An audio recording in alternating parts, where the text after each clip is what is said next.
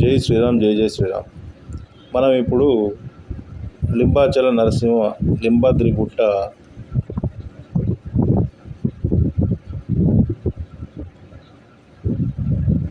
క్షేత్రంలో ఉన్నాము.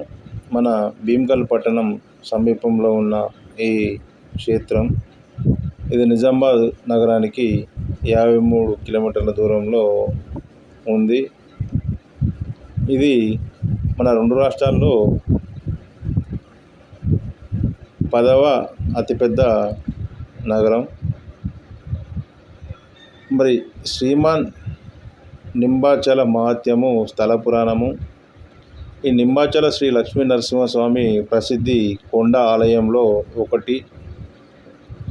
ఈ కొండ ఆలయం నిజామాబాద్ జిల్లాలో భీమ్గల్ ఆలయ పట్టణం నుంచి 5 కిలోమీటర్ల దూరంలో ఉంది. ప్రధాన ఆలయం గుహ బంగారు గోపురంతో ప్రకాశించే పవిత్రమైన కొండపైన ఉంది. శ్రీమాన్ నింబాచల మహాత్మ్యము అనే పేరుతో ఉన్న ఈ స్థల పురాణం అష్టాదశ పురాణాలలో ఒకటైన బ్రహ్మ వైవర్షిక పురాణంలో ఉంది. స్థల పురాణంలో ప్రకారం ఈ కొండమ గౌతమ నదికి దక్షిణ వైపున 2 యోజనాలు 26 కిలోమీటర్ల దూరంలో ఉంది. బ్రహ్మ మరియు ప్రహ్లాదుడి తపస్సుకు భగవంతుడు సృష్టినుడై సంతోషించాడని మరియు వారి ప్రార్థన మేరకు ఆ పవిత్ర కొండపైనే తిరిగి ఉండాలని వారి కోరికను ఆయన అంగీకరించాడని ఈ పురాణం చెబుతుంది. ఈ నృసింహ స్వామి తన భార్య శ్రీ మహాలక్ష్మి ఎడమ తొడపై కూర్చొని నారనారాయణ, కృష్ణుడు, అర్జునుడు మరియు పరమ వైష్ణవ హనుమంతుడు, భగవతోత్తమ గరుడ మరియు శ్రీమాన్ మధ్యాచారులతో కలిసి ఉన్నారు. బద్రీనాథ్ తర్వాత భారతదేశంలో స్వయంభూ నారనారాయణుడికి ఒకే చోట పూజించే 2వ ఆలయం ఇది అని, ఆయన పవిత్రతకు సేవ చేయడానికి స్వర్గం నుండి వచ్చిన దేవతలు కొండపై రాళ్ళు మరియు చెట్లు ఆకారాలను తీసుకున్నారు. తొలినాళ్లలో ఈ పురాణాన్ని స్థల పురాణం సుత మహాకుషి శౌనకాది ఋషులను శ్రీ వేదవ్యాస దేవుడు జనమేజ రాజుకు, మార్కండేయుడు చంద్రగుప్తుడికి, వశిష్ఠ మహాముని మదంత మహారాజుకు కథపరంగా వివరంగా చెప్పారు. నింబాచలం అంటే పదం నింబ మరియు అచలం అంటే 2 సంస్కృత పదాల కలయిక. నింబ అంటే వేప చెట్టు మరియు అచలం అంటే కదలిక లేదా జీవితం లేనిది అంటే కొండ. ఇది వేప చెట్లతో కప్పబడి ఉండడం వల్ల దీనికి ఈ పేరు వచ్చింది.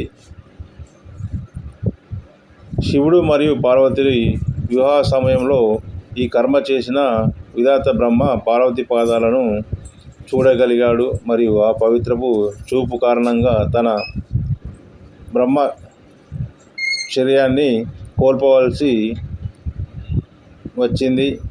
దీనితో శివుడు కోపేతుడై బ్రహ్మ 5వ తలని నరికివేశాడు. తన పాపపు ఆలోచన నుండి బయటపడడానికి బ్రహ్మ ఇక్కడ తపస్సు చేశాడు. శిరోఛేదం చేసిన పాపం బ్రహ్మం హత్యాపాతకం నుండి బయటపడడానికి శివుడు కూడా తపస్సు చేశాడు. శ్రీ సృష్టి స్వామి ఆజ్ఞతో శివుడు కొండపై జోడులింగాలు ద్వంద్వలింగం రూపాన్ని తీసుకున్నాడు. కాంబోజ రాజు ధర్మపాలుడు కొండను పశ్చిమాన ఉన్న చింతామణి సరస్సులో పవిత్ర స్నానం ఆచరించి 30,000 సంవత్సరాలు తపస్సు చేశాడు. దానికోసం అతన్ని శ్రీ నృసింహస్వామి దర్శనం లభించింది. కాశీకి చెందిన ఒక బ్రాహ్మణుడు తన అజ్ఞానం వల్ల తన కుమార్తెతో శారీరక సంబంధం ఏర్పరచుకొని 12 సంవత్సరాలు తపస్సు చేసి తన పాప విముక్తి పొంది మోక్షాన్ని పొందాడు.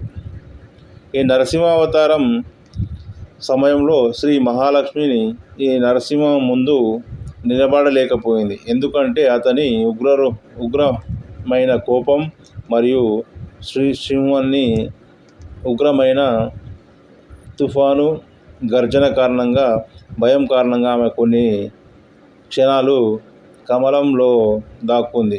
ఎందుకంటే దీనిని కమల పుష్కరిణి అని పెట్టారు.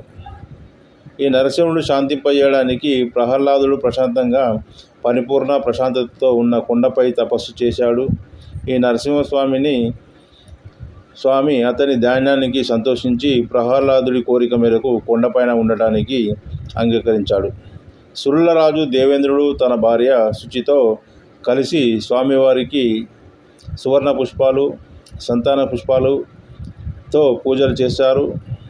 వశిష్ఠుని ఆజ్ఞతో రాజా హరిశ్చంద్రుడు తన భార్యను అమ్మిన అధర్మచర్య నుంచి విముక్తి పొందడానికి ఇక్కడ తపస్సు చేసి ఈ తప్పు నుంచి విముక్తి పొందాడు. త్రేతాయుగంలో శ్రీరాముడు తన భార్య సీతా సోదరులకు లక్ష్మణుడితో కలిసి దక్షిణ భారతదేశంలో దక్షిణవతం వెళుతూ ఈ ఆలయాన్ని సందర్శించాడు. శ్రీరాముని ఐత్యంలో హనుమంతుని తపస్సు చేసే వరుణుని ఆజ్ఞతో పశ్చిమాన కొండ దిగువన ఉండిపోయాడు. బ్రహ్మ ఆదేశంతో యమధర్మరాజు కొండపైకి తపస్సు చేసి శ్రీ స్వామివారి ఆదేశంతో బిల్వవృక్షం లేదా పతివృక్షం రూపంలో అక్కడే ఉండిపోయాడు. అందుకే ఈ ఆలయం శ్రీ స్వామివారికి పత్రి ఆకులు సమర్పిస్తారు. ఇది ప్రపంచవ్యాప్తంగా ప్రకృతిమైన విష్ణువుకు ఎక్కడ పత్రి ఆకులు సమర్పించడం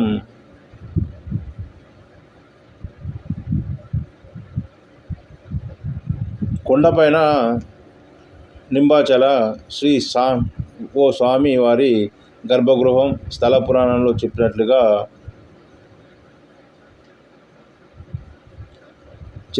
శ్రీ లక్ష్మీనరసింహస్వామి వారు ప్రహ్లాదుడి అభ్యర్థనను అంగీకరించి గర్భగుడిలో స్వయంభుగా కూర్చున్నారు. అంటే స్వయం ప్రతిష్ఠించబడినవాడు.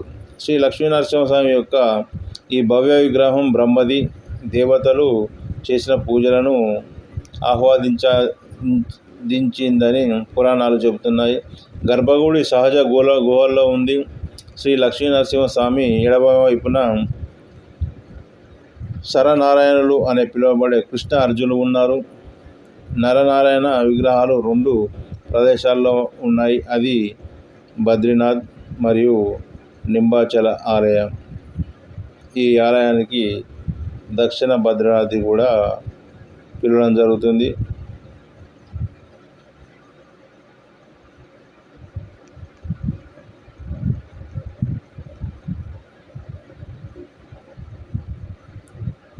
ఈ కొండపై తపస్సు చేసిన తర్వాత శ్రీ స్వామివారి ఆజ్ఞతో పరమశివుడు గర్భాలయానికి పశ్చిమాన ఉన్న జోడు లింగాల రూపాన్ని తీసుకున్నాడు.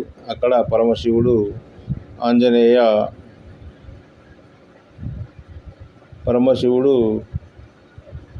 ఆంజనేయ, గణపతి మరియు కాలభైరవ విగ్రహాలు ఉన్నాయి. కాలభైరవుడు స్థల పురాణం ప్రకారం నింబాచలం యొక్క అన్ని సంపదలు మరియు ఆస్తులకు సంరక్షకుడు. అందువల్లనే అతని దర్శనం ఆసన్నమైంది. అయోధ్య ఆంజనేయుడు స్థల పురాణం లక్ష్మీ నరసింహస్వామి ఆజ్ఞతో చింతామణి కుంట అవతారం ఎత్తడం జరిగింది. ఉత్సవ సమితి స్వామి ఊరేగింపు, ఆహారం, మూల విగ్రహాలను తరించినందుకు గర్భగుడి నుండి జరిగే అన్ని ఆచారాలకు ఉత్సవ స్వామి అధ్యక్షత వహిస్తాడు. శ్రీ లక్ష్మీనరసింహస్వామి ఉత్సవ స్వామి ఆలయం భీమ్గల్ ఆలయ పట్టణంలో ఉంది. ఇది పాత మార్కెట్ స్థలం అంగడి బజార్లో ఉంది. బ్రహ్మోత్సవాల సమయంలో ఈ ఊరేగింపును పల్లకిలో కొండ ఆలయానికి తీసుకువెళతాడు. మరియు పుష్ప సప్త మహోత్సవాలతో పాటు పసలోత్సవం కూడా భీమ్గల్లో ఈ ఆలయంలో మాత్రమే నిర్వహించడం ఇక్కడ ప్రత్యేకత. అందరికీ కొత్తగా కనుక నా ఛానల్ చూస్తున్నట్టయితే సబ్స్క్రైబ్ చేసుకోండి, లైక్ చేయండి, షేర్ చేయండి. థ్యాంక్ యూ, ధన్యవాదాలు. జై